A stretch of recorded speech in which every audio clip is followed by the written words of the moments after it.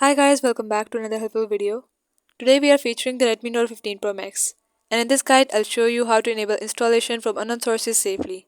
If you find this video helpful, don't forget to like it, subscribe to the channel and press the bell icon to stay updated with our latest videos. Now let's get started.